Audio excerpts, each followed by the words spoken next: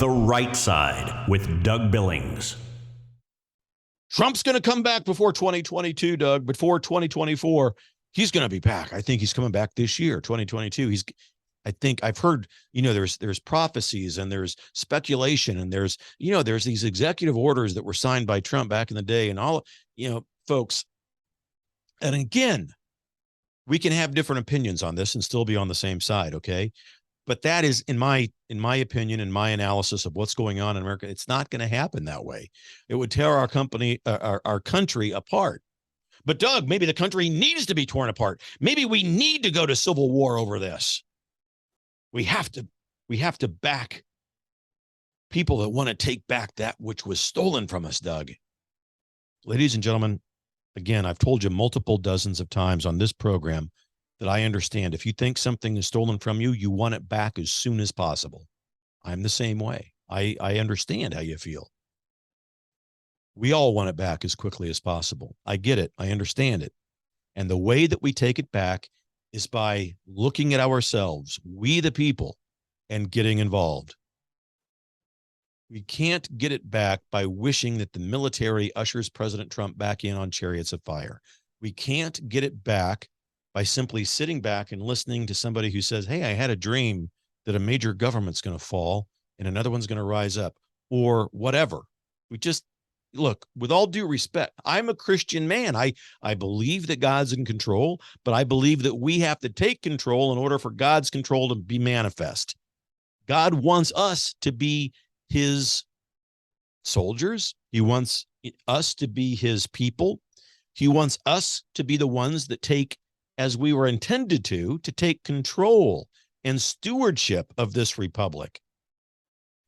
Oh, but he's going to work a miracle. Yes, I believe that God is going to work a miracle through you, through me, through everyone watching, through we the people. There will be miracles, but they won't happen if we just sit back and go, well, she said this and he said that. And yeah, we got to fix 2020. So I'm just going to sit and focus on that. My friends, we're conservatives. We have the advantage of intellectual maturity on our side. We can multitask. We have to realize that we are the miracle that we wish to see come true. God's going to take care of this. God has already won. Well, yeah, that's true, but he only wins when we take action, right? He doesn't just come down and say, not, at least not until perhaps the end of time. He doesn't come back and say, okay, now I'm taking full control. He wants us.